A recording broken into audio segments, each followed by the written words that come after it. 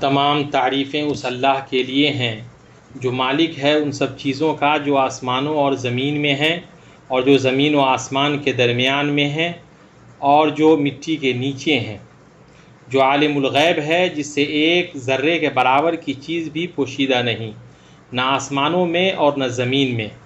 وہ اپنی مخلوقات کے پوشیدہ احوال کو اور ان کے ظاہر احوال کو بھی جانتا ہے، اور وہ جو کچھ عمل کرتی ہیں اس کو بھی جانتا ہے۔ ان کا کوئی بھید اس سے پوشیدہ نہیں ہے، اس کا علم ان کو احاطہ کیے ہوئے ہے، اور وہ ان تمام کو دیکھ رہا ہے، اور سب اسی کی طرف لوٹائے جائیں گے۔ میں گواہی دیتا ہوں کہ اللہ کے علاوہ کوئی معبود نہیں، وہ یکتا ہے، اس کا کوئی شریک نہیں۔ وہ پوشیدہ باتوں اور سرگوشیوں کو جانتا ہے۔ میں گواہی دیتا ہوں کہ ہمارے سردار اور نبی محمد اللہ کے بندے اور اس کے رسول ہیں۔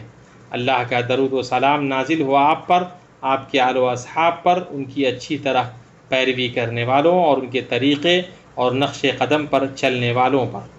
اما بعد، اے اللہ کے بندو، اللہ سے ہر حال میں ڈرو۔ اے ایمان والو، اللہ سے ڈرتے رہو، اور ہر شخص یہ دیکھے کہ اس نے کل کے لیے کیا سامان کیا ہے۔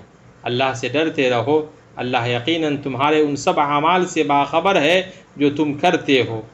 اس پاک ذات کو ہمارے تمام خیر و شر والے اعمال کی خبر اور علم ہے، ان میں سے کچھ بھی اس سے پوشیدہ نہیں ہے۔ مسلمانوں، قیامت کے دن ہونے والی ہولناک چیزوں میں سے یہ ہے کہ راز افشا ہو جائے گا اور پوشیدہ بات کھل جائے گی، جیسا کہ اللہ تعالیٰ نے اپنی کتاب میں اس کی خبر دیتے ہوئے فرمایا ہے۔ جس دن پوشیدہ بھیدوں کی جانچ پڑتال ہوگی تو پوشیدہ باتوں کی جانچ ہوگی، راز کھولے جائیں گے، نیک عقائد اور نیک بے عیب نیتوں کو فاسد اور عیبدار نیتوں سے الگ کیا جائے گا، اور پوشیدہ معاملات کھولے جائیں گے۔ اللہ کے بندو، جو نیکی اور بدی دلوں میں تھی، قیامت کے دن چہروں کے صفحات پر ظاہر ہوگی، جس دن بعض چہرے سفید ہوں گے اور بعض سیاہ۔ ابن قیم رحمہ اللہ فرماتے ہیں، جس کا باطن اچھا ہوگا اس کے اعمال اچھے ہوں گے، اور اس کا باطن اس کے چہرے پر نور، چمک اور خوبصورتی کی شکل میں نمودار ہوگا، اور جس کا باطن خراب ہوگا اس کے اعمال اس کے باطن کے تابع ہوں گے، اس کی شکل و صورت کا کوئی اعتبار نہیں ہوگا، اس لیے اس کا باطن اس کے چہرے پر سیاہی، تاریکی اور بدصورتی کی شکل میں نظر آئے گا۔ بھائیو، ہمارے لیے ضروری ہے کہ ہم اس عظیم صورتحال کی سنگینی کو محسوس کریں جس میں ہم حساب کے لیے پیش ہوں گے، اور جہاں راز اور پوشیدہ چیزیں کھل جائیں گی۔ اس روز تم سب پیش کیے جاؤ گے، اور تمہاری کوئی پوشیدہ بات چھپی نہ رہے گی۔ یہ پیشی اس کے پاس ہوگی جو رازوں اور پوشیدگیوں کا جاننے والا ہے، جس سے ہمارے معاملات کی کوئی چیز پوشیدہ نہیں ہے، بلکہ وہ ظاہر اسرار اور ضمیروں سے واقف ہے۔ اللہ تعالیٰ کا فرمان ہے، وہاں ہر شخص اپنے اعمال کو جو اس نے آگے بھیجے ہوں گے آزما لے گا۔ دوسری جگہ اللہ کا فرمان ہے، کیا وہ اس وقت کو نہیں جانتا کہ جو مردے قبروں میں ہیں وہ باہر نکال لیے جائیں گے، اور جو سینوں میں ہے اسے آشکارا کیا جائے گا۔ تو ہر وہ شخص جو یقین رکھتا ہے کہ وہ جہاں بھی ہے اللہ اسے دیکھ رہا ہے، اور اللہ اس کے ظاہر و باطن، اس کی پوشیدہ اور کھلی باتوں سے باخبر ہے، اسے ابھی سے اپنے معاملات کا تدارک کرنا چاہیے، اور غفلت اور نافرمانی سے بچنا چاہیے، اور ہدایت و نصیحت قبول کرنی چاہیے، اور اس کام کو ترک کرنا چاہیے جو ننگ و رسوائی کا باعث ہے، جس دن ریکارڈ کھلیں گے اور صحیفے پھیلائے جائیں گے، اور جس دن کچھ پوشیدہ نہیں رہے گا بلکہ جو سینوں میں ہے وہ بھی اجاگر کر دیا جائے گا۔ یوم تبلی السرائر، جس دن کے بھیدوں کو پرکھا جائے گا۔ یہ ہر عہد توڑنے والے کے لیے کتنی بلیغ نصیحت ہے، کیونکہ کل اسے اس کے عمل کا انجام بتا دیا جائے گا۔ جب اس کا راز کھلے گا اور اس کا معاملہ فاش ہوگا، آپ صلی اللہ علیہ وسلم سے ثابت ہے کہ آپ نے فرمایا، بدعہدی کرنے والے ہر شخص کے لیے اس کی سرین کے پاس ایک جھنڈا بلند کیا جائے گا، اور کہا جائے گا، یہ فلاں بن فلاں کی بدعہدی کا نشان ہے۔ یوم تبلی السرائر، جس دن کے بھیدوں کو پرکھا جائے گا۔ بے شک یہ ہر اس شخص کے لیے عظیم ترین آگاہی اور بلیغ ترین نصیحت ہے جو اللہ کی پردہ پوشی اور بردباری سے دھوکہ کھا کر تنہائیوں کے گناہوں پر قائم رہے اور رب کائنات کی ناراضگی مول لے اور اس دن کا احساس نہ رکھے جب بھیدوں کو کھولا جائے گا اور پردوں کو چاک کیا جائے گا۔ سو وہ شخص جس پر اللہ نے تنہائیوں میں پردہ ڈال رکھا ہے اور تجھے بے نقاب نہیں کیا ہے، غافل نہ رہ۔ اے اللہ کے بندے، قبیح اور بری چیزوں کو دیکھنے میں اپنی نظر کو آزاد چھوڑ کر گناہوں کو لذیذ سمجھنے سے اور حرام باتوں پر کان لگا کر باطل میں پڑے رہنے سے بچا رہ، اور یاد رکھ کہ ابھی تیرے جس راز سے اللہ کے سوا کوئی واقف نہیں ہے، کسی دن ضرور اس سے پردہ کھل جائیں گے۔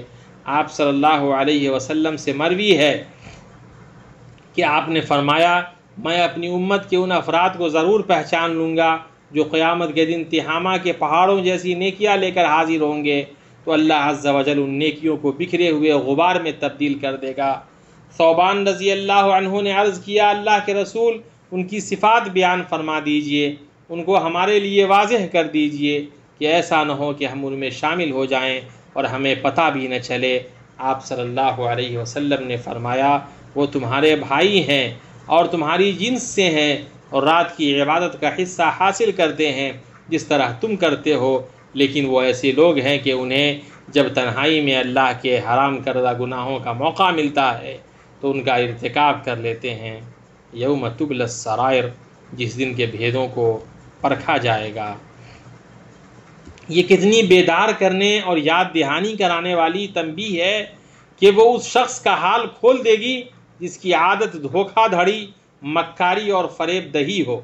اس کا عیب رسوائی اور فضیحت کے دن آشکارا ہوگا، جیسا کہ آپ صلی اللہ علیہ وسلم کے فرمان میں آیا ہے، جو ہمیں دھوکہ دے وہ ہم میں سے نہیں، اور مکر اور فریب دہی کا ٹھکانہ جہنم ہے۔ اس میں اس شخص کے لیے دھمکی اور وعید ہے جو دھوکہ دہی میں پڑا رہے۔ سنو، مکر اور فریب دہی دھوکہ دھڑی کی قسموں میں سے ہے، ان میں ملوث انسان جہنم میں جائے گا۔ یوم تبلی السرائر، جس دن کے بھیدوں کو پرکھا جائے گا۔ ہر اس منافق اور ریاکار کے لیے ہائے بربادی جو باطن اور پوشیدہ بات کے برعکس ظاہر کرے۔ سو اس پر اس دن سب سے بڑی مصیبت نازل ہوگی اور سب سے بڑا خطرہ اسے لاحق ہوگا جب اس کا معاملہ کھلے گا اور جب وہ قیامت کے دن اپنے رب سے ملے گا اور بھیدوں کو پرکھا جائے گا، یعنی ان کی پوشیدہ چیزوں کو نکالا اور ظاہر کیا جائے گا۔ اس وقت بندہ اپنے گناہوں کو چھپا نہیں پائے گا جو کھل گئے ہیں اور ان خبیث نیتوں پر پردہ ڈال نہیں پائے گا جو وہ چھپاتا تھا۔ اللہ تعالیٰ نے فرمایا، وہ لوگوں سے تو چھپ جاتے ہیں لیکن اللہ تعالیٰ سے نہیں چھپ سکتے۔ وہ راتوں کے وقت جب کہ اللہ کی ناپسندیدہ باتوں کے خفیہ مشورے کرتے ہیں، اس وقت بھی اللہ ان کے پاس ہوتا ہے، ان کے تمام اعمال کو وہ گھیرے ہوئے ہے۔ یہ آیت لوگوں کی اس حالت پر ماتم کے لیے کافی ہے جس میں حیا اور رب سے ڈر کی کمی ہو کہ وہ اس کی بارگاہ میں حاضر ہوں گے جہاں نہ کوئی پردہ ہوگا، نہ غفلت ہوگی اور نہ کوئی اوٹ۔ وہاں تو بس واضح انکشاف اور بے نقابی ہوگی۔ اللہ تعالیٰ ان کے بھیدوں سے باخبر اور ان کے ضمیر میں چھپی باتوں کا جاننے والا ہے، اور قیامت کے دن ان کے اعمال ظاہر ہوں گے اور ان کے راز کھلیں گے۔ جس دن سب لوگ ظاہر ہو جائیں گے، ان کی کوئی چیز اللہ سے پوشیدہ نہ رہے گی۔ آج کس کی بادشاہی ہے؟ فقط اللہ واحد و قہار کی، یعنی وہ سب کے سب ظاہر اور نمایاں ہوں گے، انہیں کوئی چیز نہ پناہ دے گی، نہ سایہ کرے گی اور نہ چھپائے گی، اور سب اللہ کے علم میں برابر ہوں گے۔ میں یہ بات کر رہا ہوں اور اللہ تعالیٰ سے اپنے لیے اور آپ کے لیے معافی اور مغفرت، لغزشوں سے حفاظت اور نیک قول و عمل کی توفیق طلب کرتا ہوں۔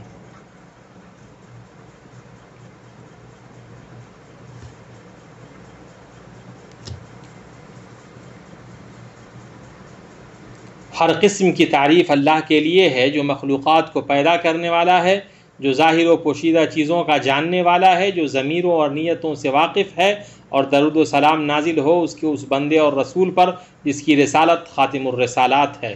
اللہ کا درود نازل ہو آپ پر اور نیکیوں میں جلدی کرنے والے آپ کے آل و اصحاب پر، اور بہت زیادہ سلامتی ہو۔ اما بعد، اللہ تعالیٰ نے اپنے بندوں کو حکم دیا ہے کہ ظاہر و پوشیدہ گناہوں کو چھوڑ دیں، جیسا کہ اللہ تعالیٰ کے اس قول میں آیا ہے، اور تم ظاہری گناہ کو بھی چھوڑ دو اور باطنی گناہ کو بھی چھوڑ دو۔ بلا شبہ جو لوگ گناہ کر رہے ہیں ان کو ان کے کیے کی عنقریب سزا ملے گی۔ اس کے اندر گناہ سے ممانعت ہے، اس وضاحت کے ساتھ کہ گناہ اس کے چھپانے اور پوشیدہ رکھنے سے گناہ کے مفہوم سے نہیں نکلتا۔ آیت میں گناہ سے مراد وہ تمام نافرمانیاں ہیں جو بندے کو گناہ گار کرتی ہیں، یعنی اسے گناہ اور حرج میں ڈالتی ہیں، اور باوجود کہ تمام محرمات کے چھوڑنے کے سلسلے میں تاکیدی حکم آیا ہے اور گناہ کمانے والے کے لیے شدید وعید آئی ہے۔ بہت سے لوگوں پر بہت سی نافرمانیاں مخفی رہ جاتی ہیں، بطور خاص دلوں کی معصیتیں جیسے تکبر، خود پسندی، ریا، حسد، کینہ، شہرت و ناموری کا لالچ، اور مسلمانوں کے لیے برائی کا ارادہ وغیرہ۔ حتیٰ کہ ان گناہوں میں سے آدمی کے اندر بہت سارے گناہ پائے جاتے ہیں، لیکن وہ نہ انہیں محسوس کرتا ہے نہ ان کا شعور رکھتا ہے، اور یہ علم سے بے اعتنائی اور دین میں بصیرت کے نہ ہونے کی وجہ سے ہے۔ اللہ کے نبی صلی اللہ علیہ وسلم نے ابو ذر رضی اللہ عنہ کو جو نصیحت کی، اس میں یہ بات بھی تھی، میں تمہیں تمہارے ظاہر و باطن ہر دو معاملے میں اللہ کا تقوی اختیار کرنے کی وصیت کرتا ہوں۔ اور بلال بن سعد رحمہ اللہ نے فرمایا، تمہیں جلوت میں اللہ کا ولی اور خلوت میں اس کا دشمن نہیں ہونا چاہیے۔ اللہ کے بندوں، لوگوں میں کچھ ایسے ہیں جو اس بات سے ڈرتے ہیں کہ گناہ کی حالت میں لوگ انہیں دیکھ لیں، اور وہ اللہ کو اپنی طرف دیکھنے والوں میں سب سے ہلکا تصور کرتے ہیں، جبکہ ان سے ہر اس چیز کا حساب ہوگا جسے انہوں نے چھپایا اور پوشیدہ رکھا اور ظاہر کیا اور عیاں رکھا، اور اللہ جل جلالہ اس بات کا زیادہ حقدار ہے کہ اس سے خوف و خشیت رکھی جائے۔ ابن عربی رحمہ اللہ نے فرمایا، گھاٹا اٹھانے والوں میں سب سے زیادہ گھاٹا اٹھانے والا وہ ہے جو لوگوں کے لیے اپنے نیک اعمال ظاہر کرے اور برے اعمال کو اس کے سامنے ظاہر کرے جو اس سے اس کے شہرک سے زیادہ قریب ہے۔ بعض علماء نے کہا، انسان اس چیز کو چھپاتا ہے جسے اللہ ناپسند کرتا ہے، پھر اللہ کچھ وقت کے بعد ہی صحیح اس پر ظاہر کر دیتا ہے، زبانوں پر اس کی وہ بات جاری کر دیتا ہے، ہر چند کے لوگوں نے اسے دیکھا نہ ہو، اور بسا اوقات چھپانے والے کو ایسی آفت میں ڈال دیتا ہے جس سے مخلوقات کے درمیان اسے بے نقاب کر دیتا ہے۔ یوں اس نے جتنے گناہ چھپائے تھے سب کا جواب ہو جاتا ہے، اور ایسا اس لیے ہے تاکہ لوگ جانیں کہ ایک ایسی ذات ہے جو لغزشوں پر سزا دیتی ہے۔ اللہ کے بندو، جہاں تک مومن کی بات ہے تو وہ اللہ کے لیے اخلاص برتنے اور اپنے مولا سے ڈرنے کا حریص ہوتا ہے اور برے انجام سے ڈرتا ہے۔ ابن ابی ملیکہ رحمہ اللہ نے فرمایا، میں نے 30 صحابہ کرام کو پایا، وہ سب کے سب ڈرتے تھے کہ کہیں وہ نفاق میں نہ مبتلا ہوں۔ حسن بصری رحمہ اللہ نے فرمایا، نفاق کا خوف مومن کو ہی ہوتا ہے اور اس سے بے خوف منافق ہی ہوتا ہے۔ اور اکرمہ بن عمار رحمہ اللہ نے فرمایا، محمد بن قدر موت کے وقت گھبرا رہے تھے، ان سے کہا گیا، آپ گھبرا رہے ہیں؟ انہوں نے کہا، میں اللہ کی کتاب کی ایک آیت سے ڈرتا ہوں، اور ان کے سامنے اللہ کی طرف سے وہ ظاہر ہوگا جس کا گمان بھی انہیں نہ تھا۔ میں ڈرتا ہوں کہ اللہ میرے لیے وہ ظاہر کر دے جو میرے گمان میں بھی نہیں۔ مومن ایسا ہی ہوتا ہے، ہمیشہ اپنے اس رب کی تعظیم و تکریم کرنے والا جو اس کے ضمیر و باطن سے واقف اور تمام احوال میں اس سے قریب ہے، جیسا کہ اللہ عز و جل نے فرمایا، اور ہم اس کی رگ جان سے بھی زیادہ اس کے قریب ہیں۔ چنانچہ مومن کو اللہ سے حیا آتی ہے کہ اللہ اسے ایسی جگہ دیکھے جہاں سے اس نے منع کیا ہے، اور ایسی جگہ نہ دیکھے جہاں کا اسے حکم دیا ہے۔ جان لو، درود و سلام بھیجو اللہ کے بندے اور اس کی سب سے بہتر اور چنیدہ مخلوق پر، جیسا کہ اللہ عز و جل نے تمہیں اس کا حکم دیا ہے۔ ترجمہ، اللہ تعالیٰ اور اس کے فرشتے اس نبی پر رحمت بھیجتے ہیں، اے ایمان والو تم بھی ان پر درود بھیجو اور خوب سلام بھی بھیجتے رہا کرو۔ اے اللہ، محمد اور آل محمد پر ایسے ہی رحمتیں نازل کر جیسے تو نے ابراہیم کی آل اولاد پر رحمتیں نازل کی۔ اے اللہ، اسلام اور مسلمانوں کو غلبہ عطا فرما، کفر اور کافروں کو رسوا کر۔ اے اللہ، بے بسوں تو اپنے راستے کے مجاہدوں، سرحدوں پر تعینات اور حدود کی حفاظت کرنے والوں کی مدد فرما۔ اے اللہ، اس ملک کو اور تمام مسلمانوں کے بقیہ ملکوں کو امن و اطمینان اور ترقی و خوشحالی والا بنا دے۔ اے اللہ، جو ہمارا اسلام کا اور مسلمانوں کا برا چاہے تو اس برائی کے گھیرے کو اسی پر کس دے، اس کی چال کو اس پر لوٹا دے، اس کی تدبیر کو اس کی تباہی بنا دیے۔ اے دعاؤں کو سننے والا، اے اللہ، ہمارے اور مسلمانوں کے ملکوں کو شریروں کے شر اور بدکاروں کے مکر سے محفوظ رکھ۔ اے اللہ، ہمارے ملکوں اور گھروں میں امن عطا فرما، ہمارے حکمرانوں اور سربراہان مملکت کی اصلاح فرما۔ اے اللہ، ہمارے سربراہ مملکت کو اقوال و افعال میں اس چیز کی توفیق دے جو تجھے پسند ہے اور جس سے تو راضی ہوتا ہے۔ اے حی و قیوم، اے اللہ ان کو اور ان کی ولی عہد کو تو اپنی ہدایت و تقوی کی توفیق دے۔ یا اللہ فلسطین کے مظلوموں کو بچا، اے اللہ انہیں فتح، عزت، غلبہ اور سرخروئی عطا فرما۔ اے اللہ ان کے معاملات سنبھال لے، ان کی پریشانیوں کو دور کر، ان کی تکلیف کو ختم کر دے، ان کی کمزوری پر رحم فرما، ان کے شکستہ کو جوڑ دے، ان کے مریضوں کو شفا دے، پریشان حالوں کو عافیت دے، ان کے مردوں پر رحم فرما، ان کے مقتولوں کو شہیدوں میں قبول فرما، اور مصیبت کا دائرہ ان کے دشمنوں پر ڈال دے۔ اے اللہ ان کی مدد فرما اور ان کے خلاف ان کے دشمنوں کی مدد نہ کر، ان کے لیے چالیں چل، ان کے خلاف نہیں، ان کی تو اپنے اور ان کے دشمنوں پر مدد فرما۔ وسلام علی المرسلین، الحمد للہ رب العالمین۔